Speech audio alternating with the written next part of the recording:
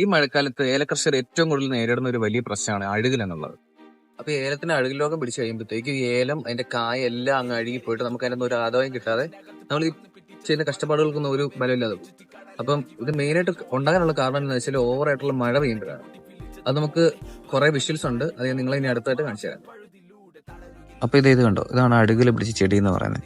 ഇത് അഴുകൽ മെയിനായിട്ട് പിടിച്ച് കഴിയുമ്പോഴത്തേക്ക് ഇതിൻ്റെ തട്ടയും പിന്നെ ശരമൊക്കെ ഇതുപോലെ ഇങ്ങനെ അഴുകിപ്പോവും.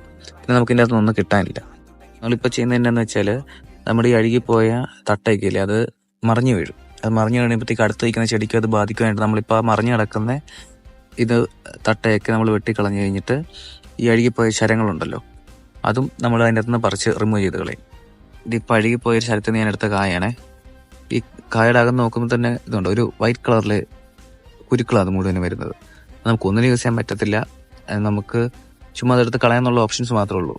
ഇതിപ്പോൾ തൽക്കാലം നമ്മൾ അഴുകലിൻ്റെ ഒരു വ്യാപ്തി കുറയ്ക്കുക എന്നുള്ള രീതിയിൽ നമ്മൾ ചെയ്തേക്കുന്നത് എന്താണെന്ന് വെച്ചാൽ കുമ്മായവും പിന്നെ COC രണ്ടും കൂടെ മിക്സ് ചെയ്തിട്ട് ഈ അഴുകിപ്പോയ ഏലത്തിൻ്റെ ചോട്ടിൽ കൂടെ നമ്മൾ ചിതറിച്ചു കൊടുക്കും. അങ്ങനെ ചെയ്തെന്നും പറഞ്ഞുകൊണ്ട് നമുക്ക് ഈ അഴുകൽ പൂർണ്ണമായിട്ട് കളയാന്നല്ല, നമുക്ക് അതിൻ്റെ ആ ഒരു ഇൻറ്റൻസിറ്റി കുറയ്ക്കുക എന്നുള്ളത് മാത്രമേ ഉള്ളൂ.